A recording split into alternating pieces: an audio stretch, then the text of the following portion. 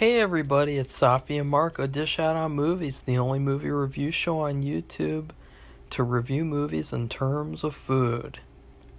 It's just Marco here for a quick celebration. Last year, the woke Saints Row reboot came out, and by the way, as I said in the review, being woke was like one of many problems that game had. Like, it wasn't just the fact that it was an obnoxious, politically driven video game. It was the fact that everything else about it sucked too, for the most part. Like, I really wanted to like it. I wanted to, enjoy a new Saints Row game, but it took every single thing that you would want in a Saints Row game out, and it replaced it with trash. Like, one of the main characters complaining about, like, the amount of carbon that a certain car emits over another car that you drive, and there's this one part where you're forced to, like, be depressed and you can't get out of bed,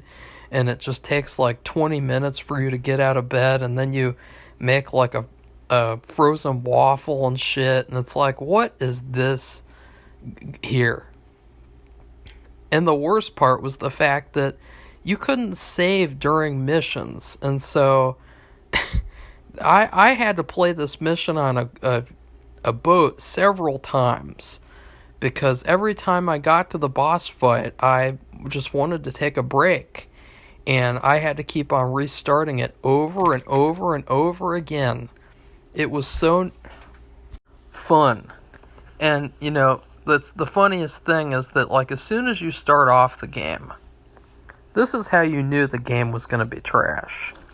As soon as you start off the game, all the character presets are morbidly obese, from what I remember. And obviously it's like, it's fine if you want to make a character however you want to make a character, that's fine. But to have every character preset start off morbidly obese, that's so bizarre. It's so weird. And the gangs in the game, they really didn't have much creativity around, like, why did they wear these outfits and things, and what type of gangs. They were just really boring. Like, they weren't creative or unique at all. And I don't even remember who the villain was. Oh yeah, wait. Oh yeah, there's that stupid story where there's like this Mexican gangster guy, and they team up with him, and then he betrays them, and oh god, that was stupid. Like, the only good thing about it, or the only couple of good things, were that it had a really good world. Like, I really loved the land that they created, the whole map. I felt like that was a good game map, to be completely honest. And then also it had a couple of missions that were cool, especially the live action role playing mission. Excuse me again, sorry. But the biggest way that I knew that this game was trash was that after I was done playing it, I never wanted to play it again. And that's like a red flag right there for any video game. Like, even games that, like, even like Last of Us 2.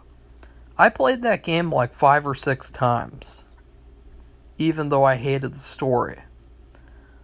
But if you get a game for $70 and you don't want to play it more than once, and it has all these glitches, and they took like a year to fix them, and then they're like, guys, look, we fixed them all. Look, we fixed them. That's just bad. And so Volition Games, unfortunately, learned the meaning: get woke, go broke. And I am glad. I wish that the same would happen to the company that destroyed my house and took it away from me. I wish that they would go broke and go out of business and get out of existence. But who knows with those pieces of shit. So yeah, I just wanted to report on that amazing news. I was so happy that that happened because at this point, I feel like some sort of like independent group of people could come together and make like a better Saints Row game, like by just modding the Saints Row 3 universe or something. You know, like I feel like, you know, that's what they did for part 4, the real studio. They basically just took part 3 and changed a couple of things and then said, look, part 4.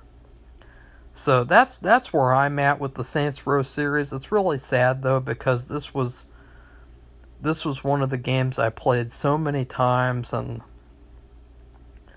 it's so disappointing. All these like franchises and things, they all have the same story now, where they take this large misstep, they do something really stupid, and then they pay the price.